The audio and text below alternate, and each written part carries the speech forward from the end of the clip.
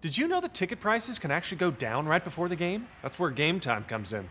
Game Time tracks ticket prices in real time from thousands of trusted sellers, then shows you all the best deals. So we can get tickets at the last minute for up to 60% off. Download Game Time now. All right, we just went through the offense in 2018. Let's take a look at what the defense will look like. We'll start at the weak side defensive end spot. Rashawn Gary Jr. starting. Carlo Kemp, his backup, another junior. Like you said, James, this junior class, a lot of starters. Yeah, a lot of guys in there. Surprised. I had to look back and see if Carlo Kemp actually redshirted. He didn't. I think that was a mistake. I think you'll end up him. He might be a guy that was a top 150 recruit, a big get for Jim Harbaugh out of the state of Colorado, and may never start a game, Lena, but he got plenty of snaps in 2017. He got a little bit in 2016 as a true freshman, but not enough to pull a red shirt in my opinion. But Rashawn Gary is the story here. Third year, likely his last year. If he returned for 2019, Lane, it'd be a big surprise. Already projected top 10 NFL draft pick. Has the talent to go number one, but he just hasn't got the stats that you expect out of Rashawn Gary. You always see him getting double teamed. He had maybe the best defensive lineman in the country, or one of the best that'll go in the draft. Hurst right next to him. Hurst is gone, so now the focus is going to be on Gary. But as we'll talk about here in a second, he's got two other guys who are going to be all Big Ten level players, if not all Big Ten All-American on that defensive line. You lose Hurst, but you get Winovich coming back, and then Aubrey Solomon, a true freshman last year, came in and was your starter. So he did something Rashawn Gary didn't do as a true freshman. Start as a true freshman. Yeah, we just talked about Chase Winovich. Here he is. What a freaking stud, and we are so happy to see him come back next year. Well, this is a phenomenal play we're going to show up here. So Winovich is going to be your returning starter. He kind of came out of nowhere in 2016 when some players were injured and had a great year in 17. That's a phenomenal year in 2017. He was everywhere. One of the nation's leaders in tackles for losses, in sacks, actually led the Big Ten in sacks. It was only second in tackles for losses, I believe, to his teammate, Khalil Hudson. So Michigan really gets after the quarterback, really gets after the running back in the backfield. I was surprised Winovich came back. It sounded like he was leaning towards the NFL, although we said it was people are talking. We couldn't give it any real Harbaugh had 3, 1, or 4 because we just didn't have enough information because it was a personal decision. He's coming back for a 5th year later, and that gives Michigan, outside of Clemson, maybe the second best defensive line in the country. 3 guys who will get drafted in like the top 3 or 4 rounds. 2 of them, Gary and Solomon, who will probably be first-round picks one day. I'm excited to see Chase Winovich and his beautiful blonde flow back on the field next season. Let's take it to a comment from Brian now, and he's saying, "Mark Let my me pronounce words." this name for you, Luigi Vilain, right? Luigi, So, oh, what a great mark name. my words, Luigi Vilain is going to open people's eyes. So let me address this one head on. Vilain is a guy that the coaches talked about a lot, and I really struggled with putting him in there potentially as a starter, right? I mean, he was one that could have been there. But there were so many guys that we looked at. We've got 3 returning starters. Who's the 4th one? Who gets that 4th spot? And then in the backup roles, I just couldn't even find a way to put him in the 2 deep lane. That's how crazy it starts. I mean, thought about him as a starter, but then I just look at who else is there. Like, I just can't. He'll get some playing time, but I think we'll see more of him. It'll be like in 2020, he'll be the kind of guy that Hurst was this year, right? He's just sat the bench, second string got less snaps for 3 straight years, and then all of a sudden out of nowhere he comes in, he's an all Big Ten player. Brian, we appreciate the comment. We'll take it to Tito now, and he says Chase Winovich has worked himself to a late 1st, early 2nd round pick. How do you like that projection? Draft expert Tom Downey says that is not as likely as I and some Michigan fans like to think. He would have been a 4th rounder maybe this year. He needs to really add some weight, add some speed. He's undersized. They call him a tweener. I heard somebody call him here in the office this week. He needs to add some either size or speed. I mean, he might have to drop back to outside linebacker to really have a spot in the NFL. And so with that, you usually don't see those guys drafted too high unless you're athletic freaks. And so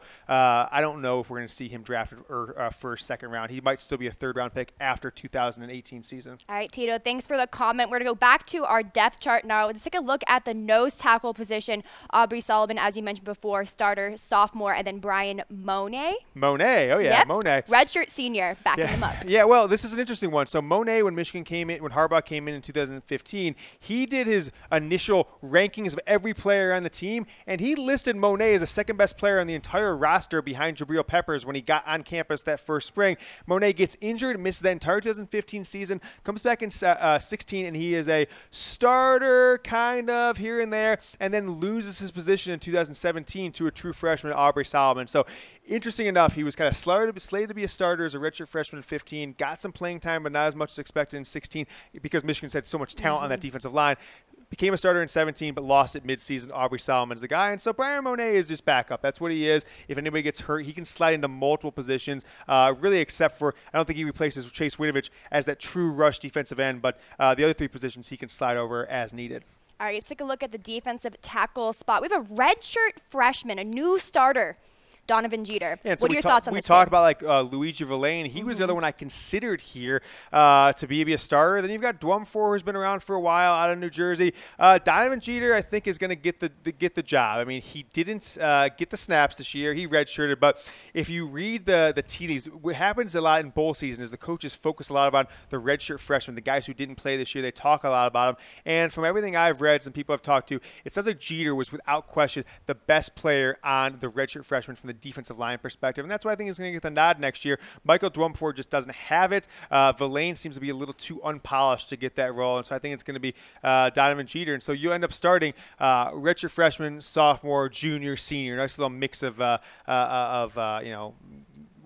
class on that defensive line. All right, let's take it to the inside linebacker position. Another redshirt freshman starter in Drew Singleton. What do you expect out of him? Well, he was a 5-star as a junior, got hurt, missed his entire senior year, took a big drop in the recruiting rankings. Michigan was one of the only teams that recruited him just as hard while he tore his ACL as he didn't, but returned. They weren't going to play him this year. They thought he wasn't ready physically, but really had a nice year on that scout team defense, terrorized Wilton Spade and John O'Corn and Brandon Peters all year, and is far away. Michigan brought in 3 top 150 level linebackers in the 2017 recruiting class, all of them who never really got much, too many snaps. Now, a few of them got enough snaps so they didn't redshirt, but nevertheless, Singleton seemed to be the one who was the best player by far. He fits a role where Mike McCray is leaving, so that's why he's going to get the starting now over some of his classmates, actually. All right, outside linebacker, we have Devin Bush Jr., the junior, and then Josh Ross, sophomore backup. Yeah, he's a junior. I think this will probably be his last year on campus. I do think he has an eye for the NFL. Josh Ross, very highly recruited player behind him, will start getting some snaps this year. Devin Bush is one of 5 guys on this Michigan defense that have a chance to be very highly rated when it comes to the national All-American level team rankings. We talked about Chase Winovich. We talked about Rashawn Gary. Then we have Devin Bush Jr. as the third of the 5 guys we're going to talk about on that defense. A couple of them coming up here. But Devin Bush was probably Michigan's best defensive player as far as actual eye tests for more than half the games this year. 13 All-American as a true sophomore, Lena. All right, let's take a look at the Viper position now. We have Kalik Hudson, the junior, once again, strong junior class there. Then Jordan Anthony, the redshirt freshman, backing him up. Yeah, Jordan Anthony, a 5-star out of IMG Academy. I think you're going to see a lot from him this year. He's going to get on the field a lot. Him and Kalik Hudson are basically the same player, which is they are the next generation of Jabril Peppers, a guy who, if you really wanted to, could be a running back. They could put him back there and take snaps if you wanted to. Super athletic guy, safety, linebacker, even rush the quarterback. Hudson had amazing last 4 or 5 games of the year. After the game where he had double-digit tackles, 8 or so tackles for loss, Big Ten record. He came out as one of Michigan's better defenders, and people are expecting a ton out of him next year after the maturity we saw him the last half of the season. After a little dip, he started out hot, dipped for 3 or 4 games, then came back red hot the last 5-6 games of the season. So Hudson is an All-American candidate, number 4 for Michigan in 2018.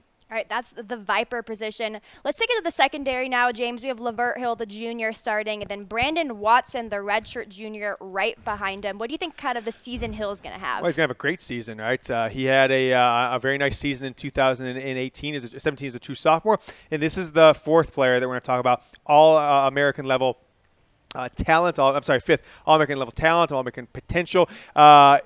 Pro Football Focus rated him as the top-rated cover corner in the nation as a true sophomore last year. Just because you didn't pass the ball on him. He literally almost gave up no completions. Didn't have as many interceptions, as many game-impacting plays. But he is Michigan's, obviously best corner since Jordan Hill, but one of the 2 or 3 best they've had in the past decade. I expect a big season out of him. All right, continuing on in the cornerback position, we're going to take it now. We have David Long and Ambry Thomas, 1 junior, 1 sophomore. What do you think about this skill group? Well, I think this is the one this is the strongest position on the entire team. So if Long goes down, Ambry Thomas can kind of pop in there, and you don't potentially lose that much. Thomas was your starter on the kick returners this year, and he got a lot of playing time towards the end of the year. Big impact guy on special teams. People expect a lot out of him, but David Long had a great season himself. I mean, I talk about Pro Football Focus. They love Michigan's defense, and a lot of it is inflated stats because they rush that. They play that man defense, and you get a lot of those tackles for losses. You get a lot of pass breakups in the Michigan defense. But Long had almost as good a year, secondly the second half of the year as Lavert Hill did. So this is the best cornerback duo coming back in the Big Ten by far, and you probably have the best backup. All right, to get the free safety position, we got Josh Metellus Jr. and Jamarick Woods. What can you tell me about these free safeties? So of all the returning starters, Metellus is the one that is least likely to keep his starting job. And that's because he didn't start in the bowl game. You know why he didn't start in the bowl game? Because he got smoked against Ohio State and Wisconsin so many times. They gave this true freshman, Jamarick Woods, the start, and he was not a highly rated kid at all coming out of high school. This wasn't like a big-time top 100 player or anything like that. Woods is like a meddling recruit, someone you never expected to play or start in a bowl game as a true freshman. So Woods, I'm going to put Metellus. I don't know if you saw the first draft last night. I had Woods as the starter. I'm like, I can't do that. I'm going to keep Metellus for now because he started 12 of the 13 games, but he lost his starting job in the bowl game. We'll see what happens here coming up in 2018, but this will be one to watch. Really, out of the returning starters, Lena, because Michigan's only losing, 5 starters, there's not a ton of battles that we're going to expect to see. This is one of them for sure. All right, let's take it to the strong safety position now. We have Tyree Cannell, the senior, and Brett Hawkins, the sophomore. Do you think Tyree's going to have a stud season? No, I don't. I think him and Metellus are the weakness of Michigan's defense, and that got really exposed in the Penn State game. It got exposed against Wisconsin, South Carolina, Ohio State. I don't think it's going to be as much of a contest as maybe the Woods and Metellus, just because I don't know what to expect out of Brad Hawkins. He's a guy who didn't make the grade, had to go prep school for a year, came back to Michigan, got some playing time last year, so he didn't redshirt, but he'll be back this year competing for that safety job. Came into Michigan as a wide receiver, by the way, switched to safety because of depth, but I think Cannell is the least talented player on the starting offense, but there's really no one else who can take his role at this point. All right, returning 9 starters on defense. Weigh in for the folks at home. Will Michigan have 3+ defensive first-team All-Americans in 2018? James, we sure think so. Well, I'd certainly like to hope so, but it is incredibly rare for that to happen. So in the history of Michigan football, to have 3 All-Americans, even on both sides of the ball, is very rare, let alone on one side. So you've had it happen in 2004. You had Marlon Jackson, you had Ernest Shazer, you had David Boss, and Braylon Edwards, 4 in the whole team, 2 on offense, 2 on defense. And then you've had a couple other times you've had, a lineman, a wide receiver, this, that, but never has Michigan, at least in my lifetime, looking back, I just went back a couple decades, had 3 on offense or defense in the same year, consensus first-team All-Americans. But people are saying out there, it's 2 Harbaugh heads in this one, that we have the opportunity to have potentially 5 guys who can compete for them. And we mentioned those 5 guys. It's Winovich, it's Gary, it's Bush, it's Lavert Hill, and it is Khaleke Hudson, right? Adam thinks Chase Winovich, Gary, and Hudson are all going to be All-Americans, and I can see it, James. I threw out Bush there, too, as well. And so what about Kwity Paye? Yeah. So this is a guy that Jim Harbaugh really talked a lot about in the press conference. Surprising guy who played as a true freshman last year. We've got him, over Luigi, Vilain, and some of these other guys as a backup on the defense in 2018. Not going to be a starter by any means. All right, Brian wants to know if anyone in the class of 2018 has a chance to play at safety either position. Yeah, we'll see. This is a down class. This is more of like a